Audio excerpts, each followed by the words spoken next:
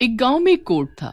वो वहां अकेला कोर्ट था जहां लोग अपनी परेशानियां लेकर जाया करते थे, लेकिन वकील कम होने के कारण वहां कुछ लोग वकालत की भी पढ़ाई करते थे। ऐसे ही वहां दो बच्चे थे जिनका नाम संध्या और रवि था। रवि, तुम्हें पता है प्रियंका मैडम फ्री में वकालत पढ़ा रही हैं? कितना बढ़िया है, वरना बाकी लोग तो बहुत पैसे ले रहे हैं। क्यों ना हम भी प्रियंका मैडम के पास ही चलें। वैसे भी यहाँ के लोगों को वकीलों की बहुत जरूरत है। हाँ चलो, हम दोनों साथ में चलते हैं। संध्या और रवि प्रियंका के पास वकालत पढ़ने चले जाते हैं। तो तुम दोनों भी वकालत पढ़ने आए हो? जी मैडम, हमने सुना है कि आप फ्री में वकालत पढ़ा रही हैं और बाकी लोग बहुत ज्यादा पैसे ले रहे हैं, तो क्या आप हम दोनों को भी पढ़ा देंगी? प्रियंका हल्का मुस्कुराते हुए बोलती है, हाँ क्यों नहीं, मैं तुम लोगों की मदद करने ही तो यहाँ आई हूँ। तुम चिंता मत करो, मैं तुम लोगों को अच्छे से सारी वकालत पढ़ा दूंगी। तुम लोग आज ही से आ जाओ, अब आएगा मजा। मैं पढ़ाऊंगी अब सबको वकालत। रवि और संध्या प्रियंका के पास रोज पढ़ने जाने लगते हैं। उनको देख बहुत सारे बच्चे प्रियंका से वकालत सीखने के लिए तैयार हो जाते हैं। चलो, आज से हम एक नए सिद्धांत के बारे में जानेंगे, लेकिन ये सिद्धांत मैं सारे बच्चों को एक साथ नहीं पढ़ा सकती। इसीलिए मैं एक क्लास खत्म हो जाने के बाद केवल 2 बच्चों को रुकने को बोलूंगी। जो भी यहाँ रुकेगा वो नए सिद्धांत को पढ़ेगा और अपनी कॉपी में लिख के रख लेगा।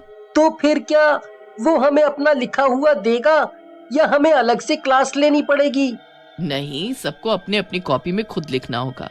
और आज प्रीति और शेखर नया सिद्धांत पढ़ने आएंगे। बच्चों के जाते ही प्रियंका अपना चुड़ैल का रूप ले लेती है। कितने भोले बच्चे हैं जो मेरी बात इतनी आसानी से मान जाते हैं।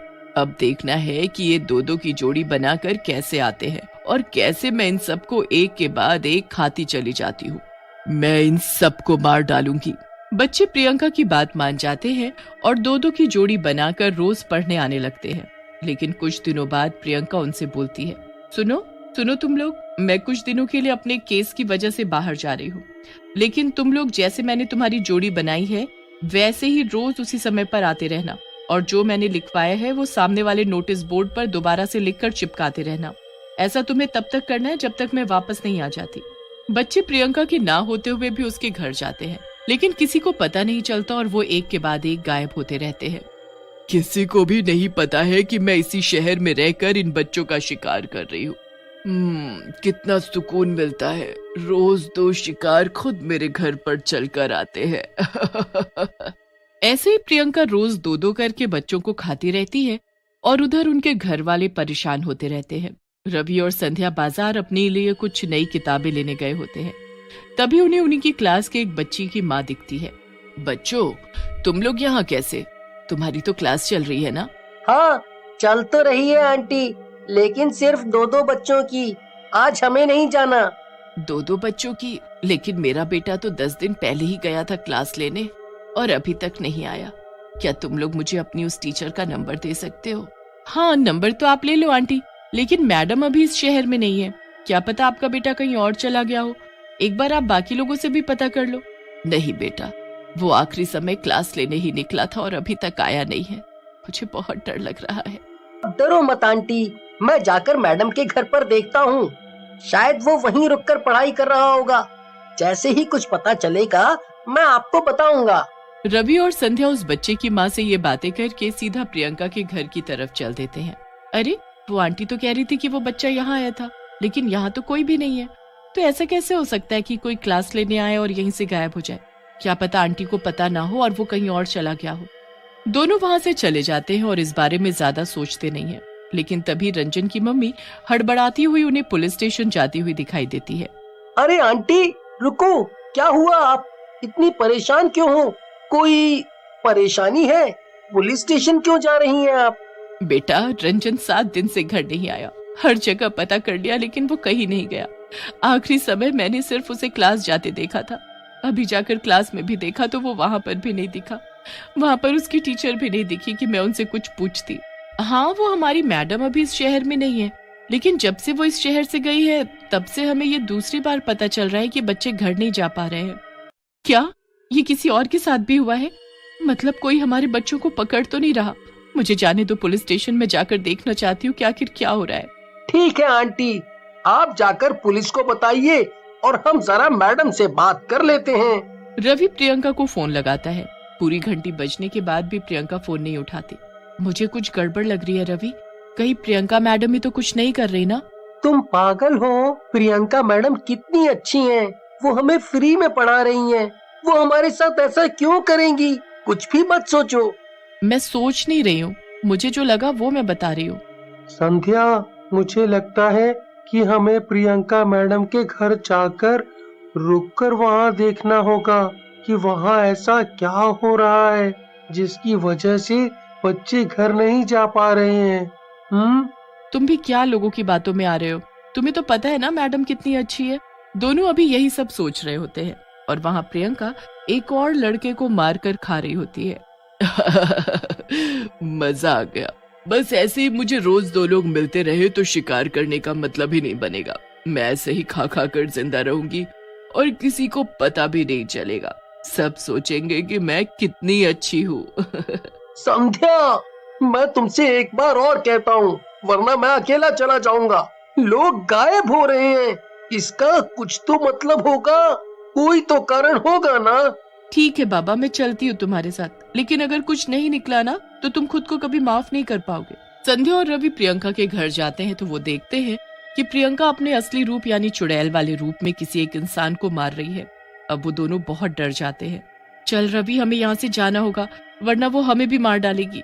हम यहाँ से चलते हैं और फिर यहाँ कभी नहीं आएंगे। पागल हो गई है, मैं यहाँ से नहीं जाऊंगा। ये लोगों को मारती है और ना जाने कितनों को मार चुकी है। अगर हम आज यहाँ से भागकर चले गए तो ये फिर लोगों को मारेगी। रवि प्रियंका चुड़ैल के घर के पीछे जाता है और उसकी खिड़की से प्रियंका चुड़ैल को देखता है। उसको विश्वास नहीं हो रहा होता कि वो प्रियंका है। वो उसको फिर से एक बार रूप बदलते हुए देखना चाहता है। तभी प्रियंका चुड़ैल से फिर प्रियंका बन जाती है और वहाँ से निकल जाती है। मुझे समझ आ गया है, हमें क्या करना है, चलो यहाँ से।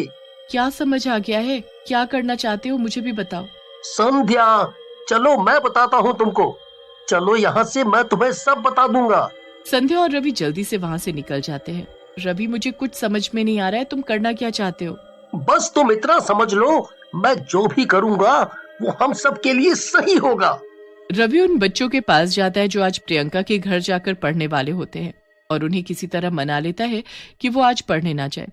और फिर वो संध्या के पास जाता है और संध्या से बोलता है, सुनो संध्या, आज हम दोनों को पढ़ने जाना होगा। आज हम उन बच्चों को नहीं भेजेंगे। रवि, तुम पागल हो गए हो। हम अपनी जान खतरे में क्यों डाले जब हमें पता चल चुका है कि वो चुड़ैल है।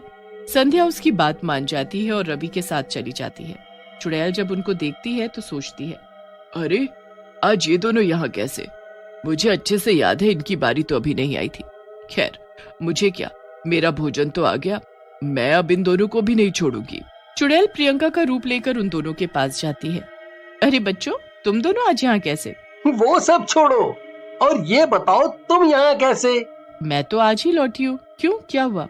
जैसे ही प्रियंका रवि के पास बढ़ती है, रवि उसकी आंखों में मिर्च डाल देता है। मिर्च डालते ही प्रियंका गुस्से में चुड़ैल बन जाती है। ये क्या होशियारी दिखा रहे हो मुझे?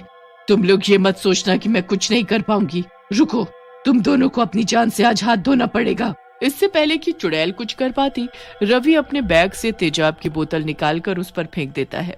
अरे नहीं, मेरा चेहरा जल रहा है। अरे कोई बचाओ मुझे।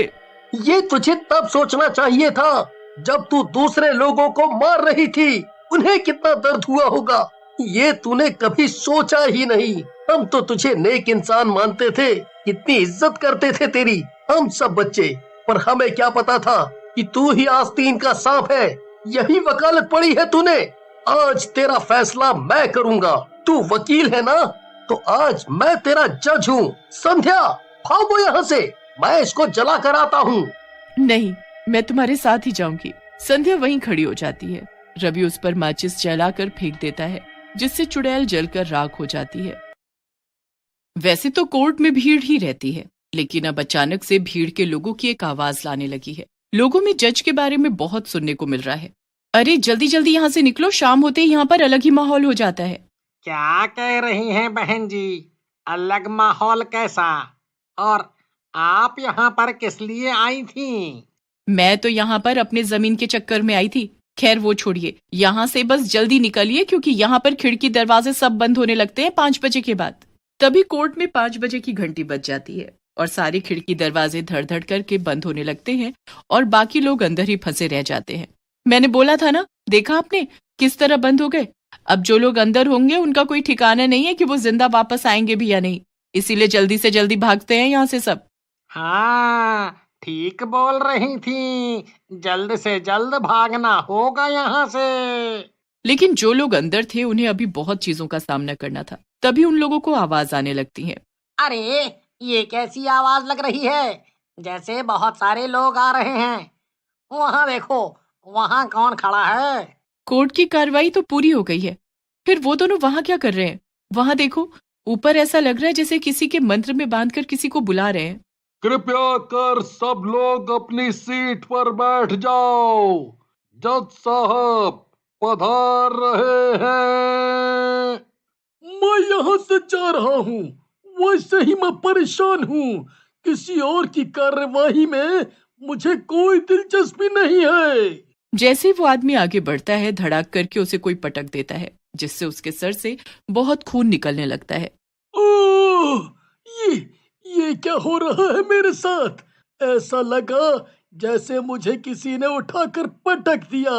ओह ओह, मुझे जाने दो, मेरे सर से बहुत खून आ रहा है, मुझे बाहर जाने दो। तभी अजीब सी खामोशी के साथ जज अंदर आते हैं। वो जज कोई आम इंसान नहीं बल्कि भूतिया जज होता है। आप सभी लोग बैठ सकते हैं और आज की कार्यवाही शुरू की जाए। कैसी कार्रवाई? और तुम कौन से जज हो? हमने तो तुम्हें कभी नहीं देखा है यहाँ पर। कितने दिनों से आ रहे हो? क्या ये सब तुम कर रहे हो? कार्यवाही तो तुम्हें बतानी होगी क्योंकि मैं फैसला करके ही मारता हूँ। बस मेरा कानून ऐसा है कि इसमें गलत आदमी को सीधा सजाए मौत मिलती है, न जेल ना उम्र कैद। पर हम लोगों ने तो कोई गुनाह नहीं किया है, तो तुम हमें किस गुनाह की सजा दोगे हैं? और ना ही यहाँ पर किसी बड़े केस के लिए आए हैं, हम लोग तो छोटे मोटी चीजों के लिए यहाँ पर आए हैं। गुनाह किया हो या नहीं किया हो, लेकिन तुम सब मेरे साथ यहाँ फंस गए हो और मैं 5 बजे से इस कोर्ट में भूतों का जज हूँ। या तो तुम लोग यहाँ चुपचाप बैठे सब तमाशा देखो और किसी ने किसी तरह की चालाकी दिखाई तो मैं तुम सबको इसी तरह टांग दूंगा। मुझे नीचे उतार दो, मुझे नीचे उतार दो, मुझे माफ कर दो। मैं बैठकर पूरी कार्यवाही देखूंगा, मैं अब कुछ नहीं बोलूंगा। बस बस मुझे नीचे उतार दो, तुम भूतों को जो करना है करो। इसीलिए बोल रहा था कि चुपचाप बैठो, वरना तुम सब मेरी ताकत नहीं जानते हो। अब मुझे अपनी कार्यवाही करने दो। बोलो, तुम्हारी क्या समस्या है? मैं यहाँ पर वही सब सुलझाने के लिए बैठा हूँ। कोई किसी प्रकार का भी गुनाह करेगा, चाहे वो छोटा हो या बड़ा, मैं उसे दूंगा सजा। जज साहब, आज मैं यहाँ पर इसलिए आया हूँ क्योंकि जिसने मुझे मारा था वो गलती से हम लोगों के बीच आज फंस गया है। वो ऋषि है जिसने मुझे मेरी बीवी के साथ मिलकर मार डाला था। मैंने तुम्हें नहीं मारा था, ये सारा किया धरा तुम्हारी बीवी का था। उसने तुम्हें धोखा दिया था, मैं बस उसकी बातों में आ गया था और उसका गुनाह छुपाने में मदद की थी, पर मैंने तुम्हें मारा नहीं था। हाँ। ऋषि को तो सजा मिलेगी ही क्योंकि उसने अपना जुर्म मान लिया है और उसे इस भूत की बीवी को यहाँ पर लाना होगा और उसे सजा दिलवानी होगी। ऋषि की सजा है कि तुम उसके शरीर में घुसकर उसे अपंग बना दो। आपका बहुत बहुत धन्यवाद। मैं अपनी बीवी को मारते ही मुक्त हो जाऊंगा, उससे पहले मैं इसको अपंग बना दूं। भूत ऋषि के शरीर में घुसकर उसके सारे शरीर को ऐंठ देता है, जिससे वो अपंग हो जाता है। सब लोग ये देखकर बहुत ही ज्यादा डर जाते हैं। ऋषि चिल्लाते हुए रोते हुए हवा में उछलकर जमीन पर गिर जाता है और फिर वैसे ही पड़ा रहता है। तुम ये क्या कर रहे हो? और तुम सजा देने वाले कौन होते हो? तुम तो खुद ही भूत हो, तो लोगों को सजा देने वाले कोई नहीं होते तुम। वैसे भी हम सबको मार ही डालोगे, क्योंकि तुम एक भूत हो, बस बहाने ढूंढ रहे हो। ऐसे तो ये हम सबको एक एक करके मार डालेगा। अब तक ये 4 लोगों को मार चुका है। हमें इससे बचने के लिए कुछ सोचना पड़ेगा, या इसे खत्म करने के लिए। पर विकास भाई, आप देख रहे हैं ना कि चारों ओर भूत ही भूत हैं। ऊपर से ये भूतिया जज जो कहीं से भी लोगों को उठाकर पटक दे रहे हैं, क्योंकि उनकी बात नहीं मानी जा रही। और आप इसे मारने की बात कर रहे हैं। कैसे मारेंगे, कैसे मारेंगे? मैंने तो ये भी सुना है कि ये हर रोज 5:30 बजे कोर्ट आ जाता है और सब लोग तब तक चले जाते हैं। मैं बेवकूफ बस यही देखने के लिए आज रुक गया था कि ये बात सच है या नहीं। मेरी फूटी किस्मत। ये क्या फुसफुसाहट की आवाज आ रही है? कौन बात कर रहा है मेरी कोर्ट में? मेरी कार्यवाही के दौरान कोई कुछ नहीं बोलेगा, सिर्फ मैं बोलूंगा और सजा दूंगा। आज तो बहुत ही निडर लोग आए हैं। मेरी ताकत ज्यादा लग रही है इनको डराने में। सनी, क्या तुम मेरा एक काम करोगे? अगर मैं किसी तरह उस जज के पास पहुंच जाऊं तो कुछ किया जा सकता है, लेकिन उसकी नजर से कैसे बचें? अगर तुम उसका ध्यान किसी और तरफ ला दो तो मैं उस तक पहुंच जाऊंगा। ठीक है, मैं कोशिश करता हूं, लेकिन अगर उसने मुझे मार डाला तो क्या होगा? मैं भी क्या इन सब की तरह भूत बन जाऊंगा? चिंता मत करो, तुम्हें कुछ नहीं होगा। अगर हम सच्चाई के साथ सामना करें तो भगवान हमारी मदद करेंगे। तभी एक भूतिया लड़की, इस आदमी ने मुझे तंग किया था जब मैं जिंदा थी। अरे तुम क्या कह रही हो? ये तो बहुत छोटी गलती थी। उसके लिए तो मैंने तुमसे उसी वक्त माफी मांग ली थी। माफी मांगी हो या नहीं, मायने रखता है कि इसने तुम्हें माफ किया कि नहीं। इसीलिए तुम्हें सजा मिलेगी। मैं तुम्हें काना करने की सजा देता हूँ कि तुम एक आंख से कभी ना देख पाओ। जज साहब, आप सिर्फ इंसानों को ही सजा देते हैं या फिर अगर कोई मरकर भूत बन गया और लोगों को परेशान कर रहा है तो उसको भी सजा देते हैं? मैं सभी को सजा देता हूँ, पर जो मरकर भूत ही बन गया है उसके लिए क्या सजा? क्यों? अगर कोई किसी के साथ बुरा करके मर गया तो उसे भी तो सजा मिलनी चाहिए। मरने के बाद भी नहीं तो आपका फैसला तो गलत हो जाएगा, है ना? तुमने क्या कहा? मेरा फैसला गलत हो जाएगा? मैं लोगों को गलत करने पर सजा देता हूँ। तभी चुपके से विकास जज के पीछे चला जाता है। ये लो, अगर तुम ठीक हो और सच्चे हो तो तुम्हें इस लॉकेट से कुछ नहीं होगा, लेकिन अगर तुम बुरे हो तो तुम्हें तुरंत असर पड़ जाएगा। जज के गले में लॉकेट पड़ते ही उसने सनी को छोड़ दिया और तड़पने लगा कि कोई वो लॉकेट निकाल दे। मैंने तुमसे कहा था कि अगर तुम सच्चे होगे तो ये तुम्हारा कुछ नहीं बिगाड़ पाएगा, लेकिन तुमने देख लिया कि तुम गलत फैसले ले रहे हो और तुम एक बुरे जज हो। इसीलिए अब तुम्हें खत्म होना ही होगा।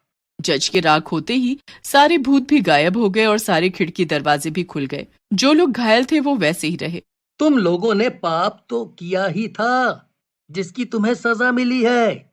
इस सजा को मैं चाह कर भी कम नहीं कर सकता, पर शुक्र मनाओ कि तुम सबकी जान बच गई और ईश्वर से मनाना कि तुम आगे से हमेशा अच्छे काम करो।